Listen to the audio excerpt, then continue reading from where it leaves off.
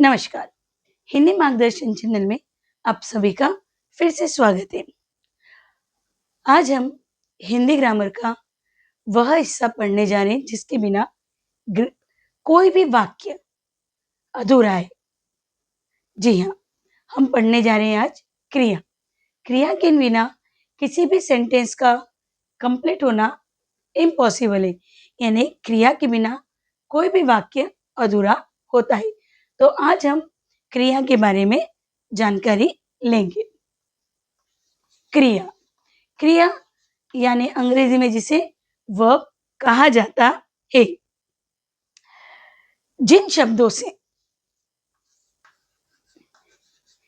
जिन शब्दों से हमें किसी काम किसी काम के करने या होने का पता चले उसे क्रिया कहते हैं।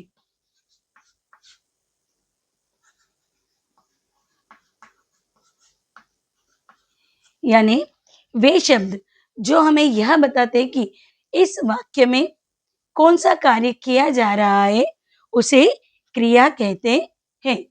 जैसे राम खेल रहा है, यानी यहाँ राम कौन सा काम कर रहा है? खेलने का। तो यहाँ पर हो गया खेल रहा है, क्या हो गई? क्रिया हो गई। उसके बाद हम कुछ और एग्जाम्पल देखते हैं। बच्चे तैर रहे हैं, बंदर पेड़ पर कूद रहा है। यहाँ मैंने दो एग्जाम्पल लिखे। बच्चे तैर रहे हैं, यानी बच्चे कौन सा काम कर रहे हैं? तैरने का। तो तैरना क्या होगी? क्रिया।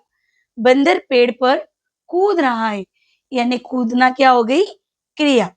यानी जिन शब्दों से हमें किसी काम करने का पता चले वो होती है क्रिया।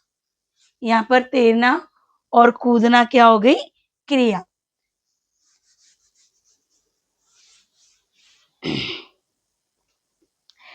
क्रिया के मूल रूप को ये भी हमको जानना जरूरी है। क्रिया के मूल रूप को धातु कहा जाता है। संस्कृत में जिसे धातु रूप कहा जाता है, धातु कहा जाता है। अब मूल रूप कौन से हो गए? आ, जा, पढ़, लिख, चल, खेल, देख, सुन, बोल। ये जितनी भी जो क्रियाएं हैं, इसमें दौड़, उठ, तैर, उड़, जो भी ये क्रियाएं हैं वो सब धातु में आती है। अब धातु में, इन धातुओं में अगर हम प्रत्यय लगा दे, अगर हम इन धातुओं में प्रत्यय लगा दे, सपोज ना हम प्रत्यय लगा दे तो हमारी एक पूर्ण क्रिया बन जाएगी। जैसे खेलना, जाना, आना। आगे मैं आपको उसके बारे में सविस्तार बताऊंगी। तो आपको इतना समझ में आया कि जिन शब्दों से हमें यह पता लगता है कि वाक्य में कौन सी क्रिया की जा रही है उसे हम क्रिया कहते हैं। क्रिया के मूल रूप को धातु कहा जाता है। उन धातुओं में अगर हम प्रत्यय जोड़ दें, ना प्रत्यय, तो वह पूर्ण क्रिया बन जाती है।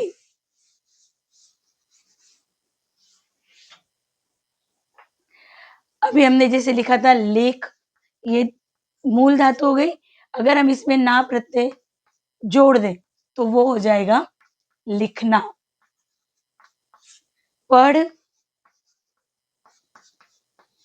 ना, पढ़ना।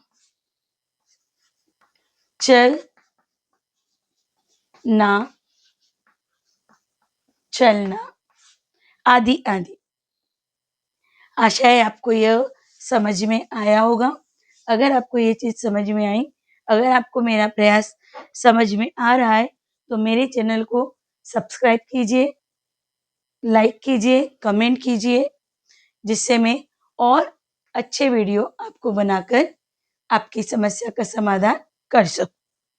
अब हम पढ़ते हैं क्रिया के भेद। क्रिया के भेद। क्रिया के मुख्य रूप से दो भेद होते हैं।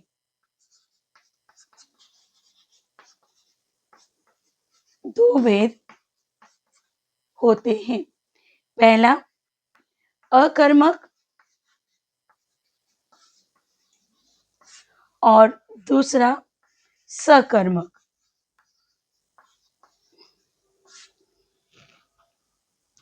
अकर्मक नाम से ही जैसे हमें पता चला है कि जिसमें कोई कर्म नहीं होता है।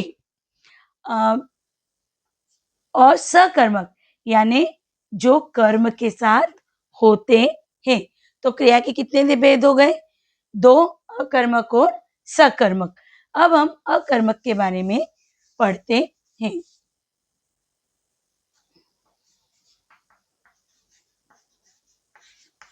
अकर्मक क्रिया। अकर्मक नाम से ही हमें पता चल रहा है कि इस क्रिया में कोई भी कर्म नहीं है। तो इसकी हम डेफिनेशन ये हो जाएगी, जिन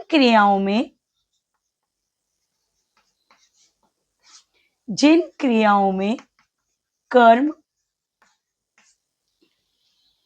नहीं होता,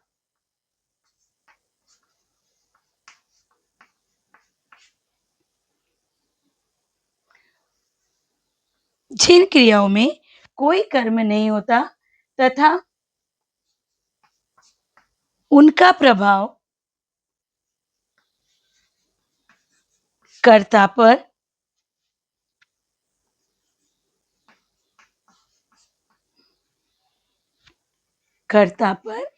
पड़ता है,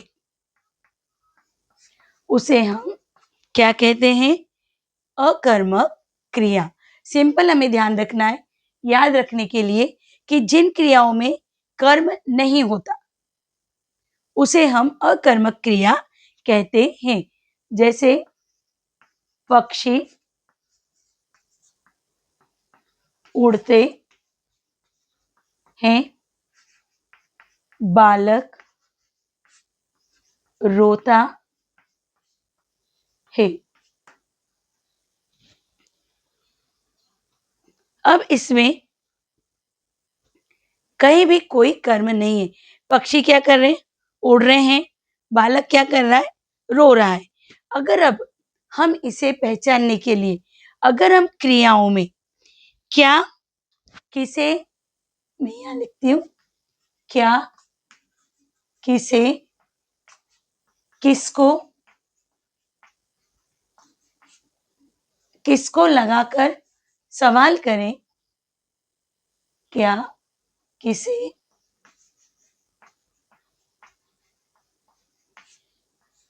किसको लगाकर अगर हम क्रिया के साथ सवाल करें तो अगर उत्तर आएगा तो वो क्या होगा? सकर्मक क्रिया।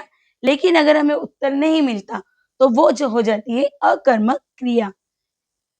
पक्षी उड़ते हैं। अब हम उड़ते हैं क्रिया है, इसके साथ हम क्या लगाते हैं? पक्षी क्या उड़ते हैं? अगर हमारे पास कोई जवाब नहीं है तो वो हो गया अकर्मक क्रिया। बालक क्या रोता है? क्वेश्चन ही नहीं है, उसका आंसर हमारे पास नहीं है, तो वो हो गई अकर्मक क्रिया। अभी एक दो एग्जाम्पल से और हम समझाती हूँ मैं, ताकि आपको कॉन्सेप्ट पूरा क्लियर हो जाए। राम भाग रहा है। अब भागना क्रिया हो गई, संज्ञा राम हो गया। अब अगर हम क्रिया में क्या लगाकर क्वेश्चन करें, राम क्या भाग रहा है? कोई जवाब हमारे पास नहीं है, तो वो हो गया हमारी अकर्मक क्रिया। अगर उत्तर मिल जाए तो वो हो जाती है हमारी सकर्मक क्रिया। अब हम आगे पढ़ते हैं, आगे हम चलते हैं सकर्मक क्रिया। सकर्मक क्रिया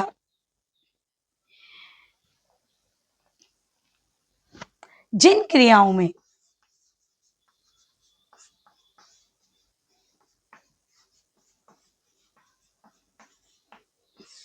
जिन क्रियाओं में कर्म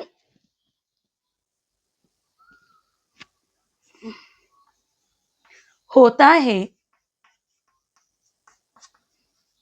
और उसका प्रभाव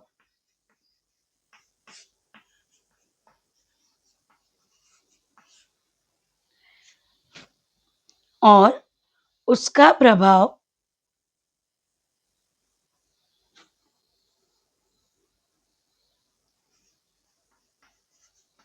कार्य के कर्म पर पड़ता है, उसे सकर्मक क्रिया कहते हैं। जैसे राम मकान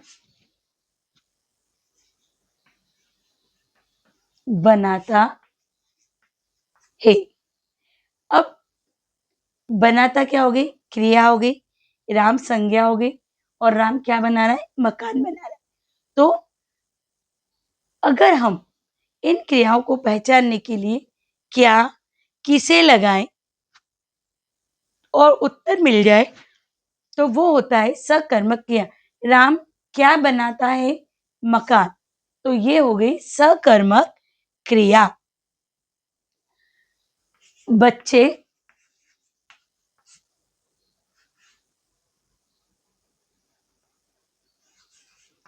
पूल में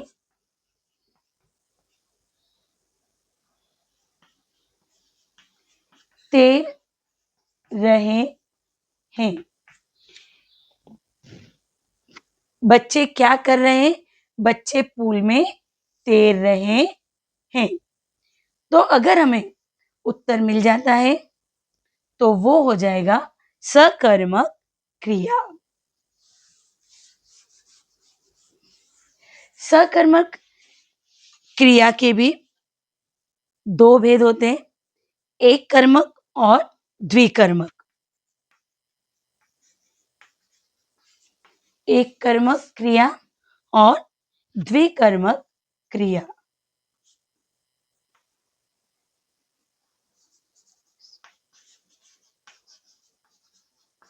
द्विकर्मक क्रिया एक कर्म कि जहां पर केवल एक ही कर्म होगा। जैसे धोबी ने कपड़े धोए।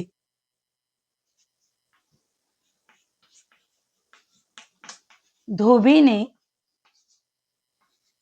कपड़े धोए। यहाँ पर धोबी सिर्फ एक ही काम कर रहा है, जहां पर हो जाएगी, जहां एक क्रिया होगी वहां पर होगा एक कर्मक क्रिया। द्विकर्मक क्रिया जहां पर दो सकर्मक क्रियाएं होगी, जहां पर दो कर्म, एक वाक्य में दो कर्म होंगे, वहां होगी द्विकर्मक क्रिया। राम ने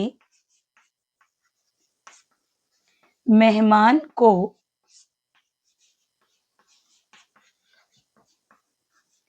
चाय पिलाई या चाय बनाकर पिलाई।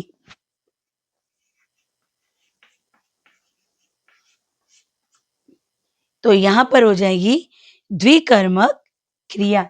यहाँ पर चाय बनाना मुख्य क्रिया है और मेहमान गौण क्रिया है, जहाँ पर उसका इम्पोर्टेंट उतना नहीं है। यहाँ पर चाय बनाकर पिलाई मुख्य क्रिया के अंतर्गत आता है। यहाँ पर ये दो कर्म है, इसके कारण ये हो गया द्विकर्मक क्रिया। आशा है आपको अकर्मक सकर्मक क्रिया अच्छे से समझ में आई होगी। उसके कुछ एग्जाम्पल और हम अकर्मक सकर्मक क्रिया के देखते हैं। वैभव पीता है। यहाँ पर क्लियरली हमें समझ में आ रहा है कि क्या हो गई अकर्मक क्रिया। यहाँ पर अगर हम क्या लगा के सवाल करें, किसको लगा के सवाल करें, तो हमें कोई जवाब नहीं मिलेगा। तो ये हमारी हो जाएगी अकर्मक क्रिया। अभी हमें यहाँ पर इसी को लिखती हूँ, वैभव दूध पीता है। ये हो गई सकर्मक क्रिया। वैभव क्या पीता है? दूध पीता है। हमें जवाब मिल गया, तो वो हो गई सकर्मक क्रिया। बच्चे खेलते हैं। अकर्मक क्रिया। अब मैं यहां पर इसी को चेंज करके लिखे, अब बच्चे फुटबॉल खेलते हैं। ये हो गई सकर्मक क्रिया। तो आशा है आपको अकर्मक और सकर्मक क्रिया और क्रिया अच्छे से समझ में आई होगी। अगर आपको यह समझ में आया है तो मेरे चैनल को सब्सक्राइब कीजिए, लाइक कीजिए, कमेंट कीजिए। अब क्रिया के जो संयुक्त क्रिया, नाम धातु क्रिया, जो उसके और भी क्रिया के दो भेद हैं, उसे हम अगली कक्षा में पढ़ेंगे। आज के लिए बस इतना ही। धन्यवाद।